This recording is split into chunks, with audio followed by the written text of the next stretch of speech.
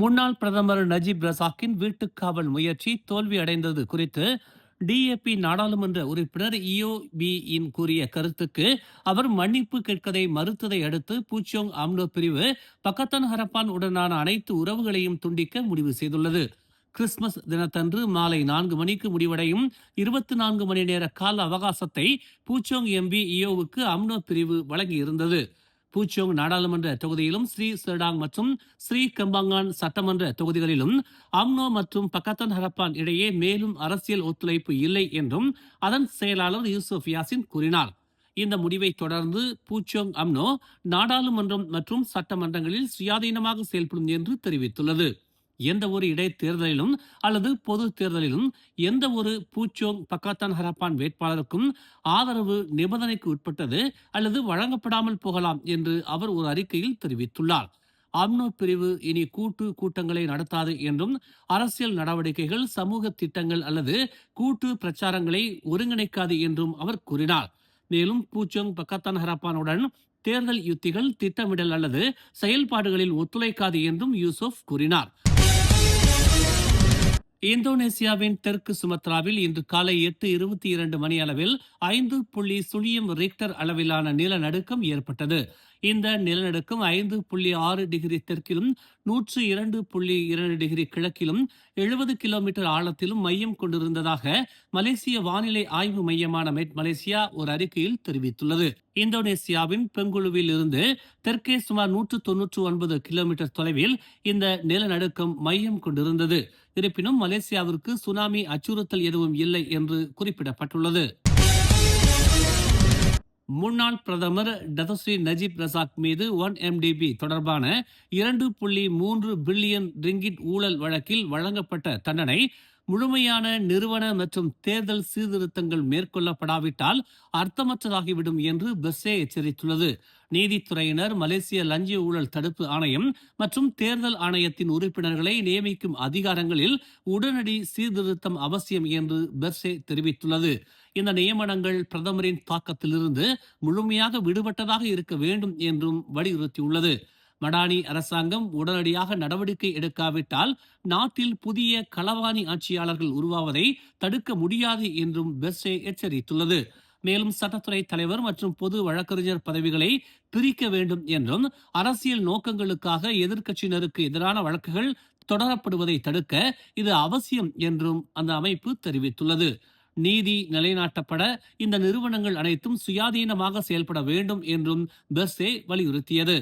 இதனிடையே நஜீப்பின் கணக்குகளில் செலுத்தப்பட்ட பணம் நன்கொடை அல்ல என நீதிமன்றம் தீர்ப்பளித்துள்ள நிலையில் அதற்கு மாறாக கடந்த 2015ஆம் ஆண்டு கருத்து தெரிவித்திருந்த MACC தலைமை ஆணையர் தான்ஸ்ரீ அஸ்தாம்பாக்கியின் பதவிக்காலம் புதுப்பிக்கப்படக்கூடாது என்றும் அவர் ராஜினாமா செய்ய வேண்டும் என்றும் பெர்சே வலியுறுத்தியுள்ளது. பெர்லிஸ் மந்திரி பசார் பதவியை சுற்றி உருவான அரசியல் குழப்பத்தின் பின்னணியில் ஊழல் காரணமாக இருக்கலாம் என்ற குற்றச்சாட்டுகள் எழுந்துள்ள நிலையில் மலேசிய லஞ்ச ஊழல் தடுப்பு ஆணையமான MACC உடனடியாக விசாரணையை மேற்கொள்ள வேண்டும் என்று அம்னோ உச்சமன்ற உறுப்பினர் புவாட் சர்காசி வலியுறுத்தியுள்ளார். பாஸ் கட்சியின் தலைவர் அப்துல் ஹரி அவாங் நேற்று தெரிவித்த கருத்துக்களை மேற்கோள் காட்டிய புவாட், பெர்லிஸில் நடைமுறையில் உள்ள பல திட்டங்கள் விதிமுறைகளை மீறி செயல்படுத்தப்படுவதாகவும் அவற்றின் பின்னணியில் ஊழல் இருப்பதாகவும் தெரிவித்துள்ளார். எனவே MACC இன்னும் ஏன் காத்திருக்கிறது? உடனே இது குறித்து விசாரணையை தொடங்க வேண்டும். இது ஒரு சிறிய மாநிலம், வளங்களும் குறைவு. இதையே நீங்கள் நிர்வகிக்க முடியாவிட்டால் நாட்டை எப்படி ஆள முடியும் என்று புவாட் தனது முகநூல் பதிவில் விமர்சித்துள்ளார்.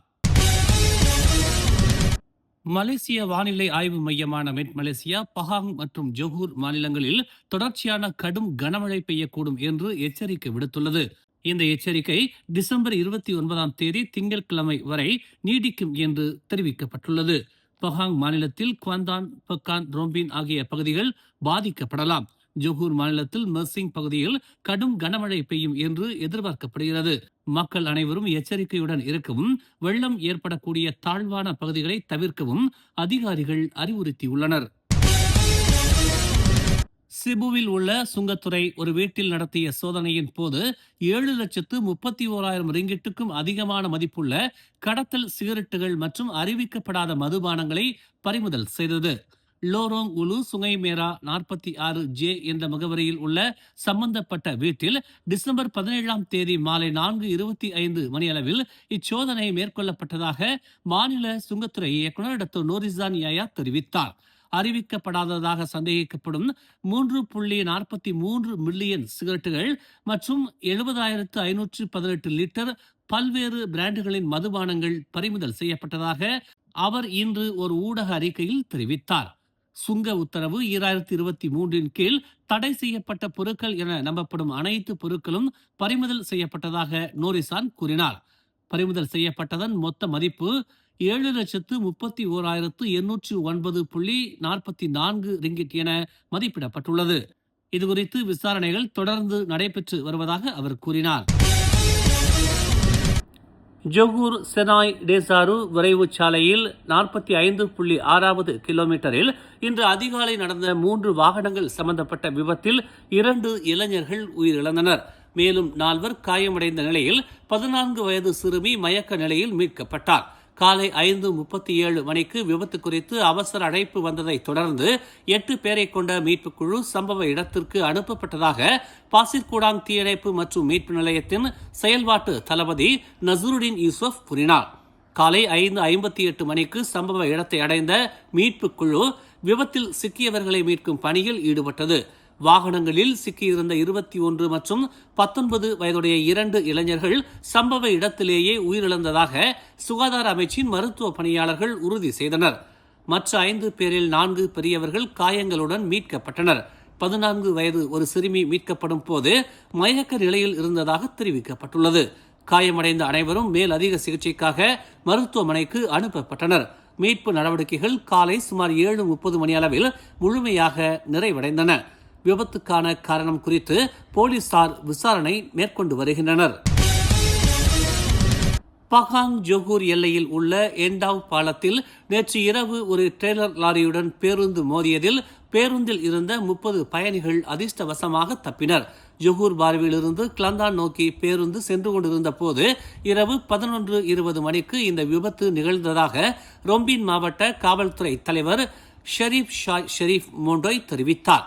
குவாந்தானில் இருந்து ஜொகூர் பாருவுக்கு இரும்பு சுமையை ஏற்றிச் சென்ற ட்ரெய்லர் பாலத்தை கடக்கும் போது கட்டுப்பாட்டை இழந்தது ஆரம்ப கட்ட விசாரணையில் தெரிய வந்துள்ளது.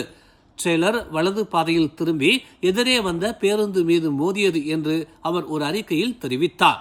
2 வாகனங்களின் ஓட்டுநர்களும் 7 முதல் 50 வயதுக்குட்பட்ட 30 பயணிகளும் காயமடையவில்லை என்று ஷெரீப் ஷாய் கூறினார். சம்பவம் நடந்த 1 மணி நேரத்திற்கு பிறகு பயணிகள் மாற்று பேருந்தில் தங்கள் இடங்களுக்கு அனுப்பப்பட்டனர். கவனக்குறைவாக வாகனம் ஓட்டியதற்காக சாலை போக்குவரத்து விதிகள் 1959 விதி 10 கீழ் இந்த வழக்கு விசாரிக்கப்படுகிறது. மேலும் செய்திகளை தெரிந்து கொள்ள தமிழ் மலர் இணையதளம், தமிழ் மலர் செயலி மற்றும் மலர் டிவி யூடியூப் சேனலை வலம் வாருங்கள். எங்களோடு இணைந்திருக்க மலர் டிவியை பதிவு செய்து கொள்ளுங்கள். உறவுகள் மகிழ்ந்திட விருப்பம் மற்றும் பகிர்வு சேவையை சொடுக்கிடுங்கள்.